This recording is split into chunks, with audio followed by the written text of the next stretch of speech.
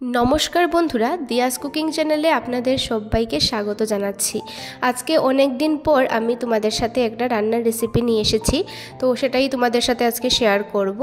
এটা হচ্ছে সম্পূর্ণ নিরামিষ একটা রান্নার রেসিপি। তো নিরামিষ দিনে তোমরা এই তরকারিটা যদি রান্না করো তাহলে খেতে কিন্তু ভীষণই ভালো হয়।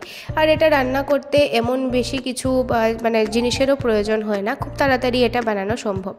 তো এখানে প্রথমে আমি বাঁধাকপিটাকে মানে ভালো করে কুচো করে কেটে একটু ভাপিয়ে নিয়েছি। তার মধ্যে একটু গাজর কুচি আর 3টে মাঝারি সাইজের আলুকে সেদ্ধ করে এটাকে একটু স্ম্যাশ করে এর মধ্যে দিয়ে দিলাম। আর এর মধ্যে কাঁচা লঙ্কা কুচি, আদা কুচি, তারপর সমস্ত গুঁড়ো মশলা, হলুদ গুঁড়ো, জিরে গুঁড়ো, ধনে গুঁড়ো, লঙ্কা গুঁড়ো, স্বাদ মতো নুন, একটু চিনি আর গরম মশলার গুঁড়ো, আর দিয়ে দিলাম এর মধ্যে একটু ভাজা চিনেবাদামটা দিলে কি হয়, খেতে বেশ ভালো হয়। আর এর মধ্যে একটু চাইলে তোমরা কিশমিশ কুচিও দিতে পারো, খেতে কিন্তু খুবই ভালো হয়। তারপর এই সমস্ত কিছু দিয়ে ভালো করে মেখে নেব। আর মেখে এটাকে চপের মতো করে নেব, মানে চপের যে মানে সাইজটা থাকে এরকম করে নেব। তোমরা এটাকে চাইলে বড়ার মতো করেও কিন্তু ভেজে নিতে পারো। তো আমি এখানে চপের মতো এটাকে মানে বানিয়ে নেব। আর অবশ্যই এর মধ্যে কিন্তু ময়দা, তারপর আটা, চালের গুঁড়ি মানে যাই দিতে পারো, কারণ বাইন্ডিংয়ের জন্য এগুলো তো দিতে হবে। তো আমি এখানে আটা আর দিয়ে দিলাম বেসন, আটা আর বেসনটা কিন্তু দিতেই হবে। তো এগুলো দিয়ে ভালো করে মেখে চপের মতো করে নেব। আর চপের মতো করে এটাকে ডুবো তেলে ভেজে নেব।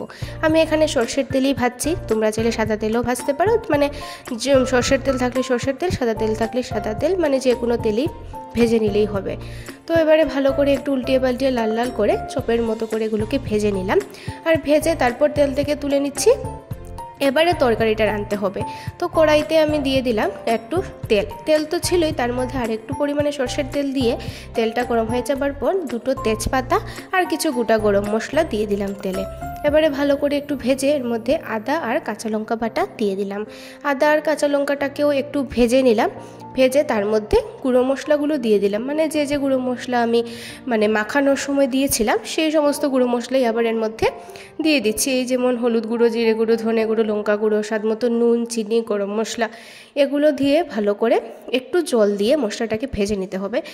মানে জল না দিলে কি হবে, নিচে যদি একটু লেগে যায়, তার জন্য একটু জল দিয়ে ভালো করে মশলাটাকে ভেজে নিলাম। আর মশলাটাকে ভালো করে ভেজে নেবার পর এর মধ্যে আলু দিয়ে দেবো। আমি আজকে তরকারিটা আলু দিয়েই করছি, এটা একটা রসার মতো। আলু ছাড়াও তোমরা শুধু মশলা দিয়েও এটাকে রান্না করতে পারো। তো আলুটাকে আগে আমি ভেজে নিয়েছিলাম যাতে সুবিধা হয় রান্নার সময়। তোমরা চাইলে আলুটাকে আগে না ভেজে এই মশলাটাকে ভালো করে কষিয়ে কাঁচা আলু মানে ভালো করে কেটে ধুয়ে দিতে পারো। তো আমি যেহেতু আগে ভেজে রেখে দিয়েছিলাম, তাই এখানে আমি ভাজা আলুটাকে দিয়ে দিলাম। আলুটাকেও ভালো করে মশলাগুলোর সাথে মিশিয়ে নিলাম। এবারে এর মধ্যে পরিমাণ মতো জল দিয়ে দিচ্ছি।